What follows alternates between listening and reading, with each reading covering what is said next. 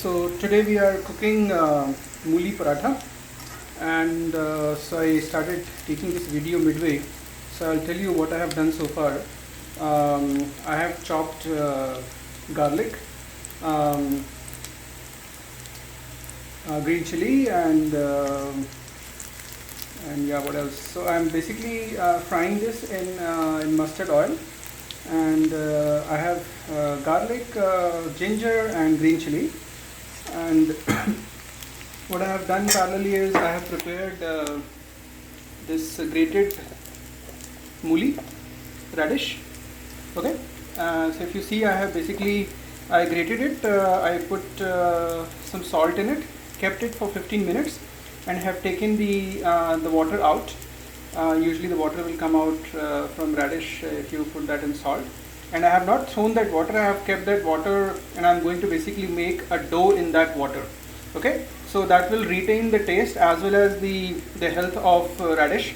So whatever comes out from radish, that goes in the dough, a wheat dough, and I am going to eventually use this filling inside that wheat dough to make the paratha.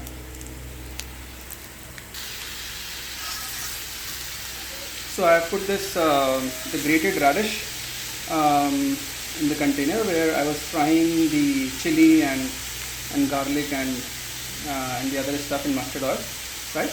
And now I'll fry this. I'll mix it gently, and I'll keep mixing it. Let's say with a gap of something like a minute, and we will do this for something like 10 to 12 minutes. Once you mix it, make sure you have covered it, so it should be cooked in its own water, whatever is retained. It should not get too dry, otherwise the paratha will not taste that good.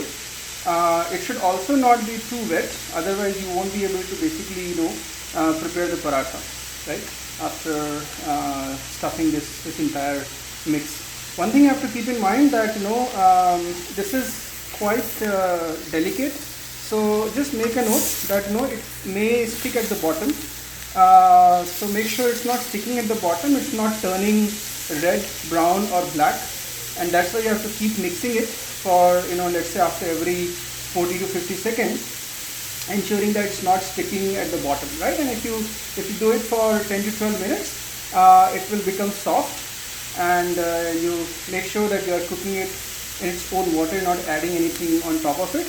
And one last thing, that you should not be adding any more salt. We have already added, for instance, this was around 7 radish. I grated this. You can see the quantity, and in this I added around 2 teaspoons of salt. And when I took the water out, the excess salt was gone. So whatever the right amount of salt is still there, and you don't have to add any more salt on it. We are not going to add anything further. Only once this whole thing is done, for garnish you may basically put some chopped cilantro and cool it down for some time. Okay, so we'll see how it looks like after 10 minutes. Okay, so I have been cooking this for 10 minutes, and this is how it looked like. Now I'll cook this for 2 more minutes, but this time I'm not going to put a lid.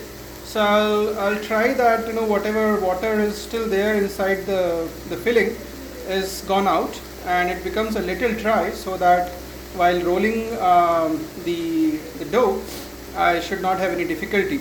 Okay, so now we'll cook it further for 2 more minutes, and we'll let the water go out.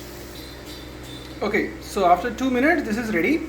Now I have switched off the flame, and you can keep it inside the container itself and let it cool down. If you want, you can also take it out and keep it under a fan and make forced cooling for it.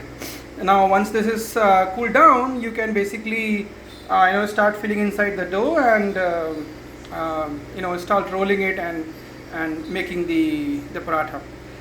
One thing I said was that we kept the water out and I had stored it.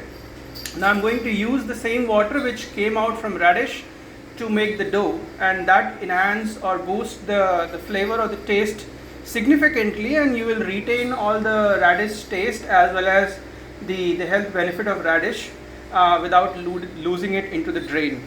Okay, so I hope you enjoy.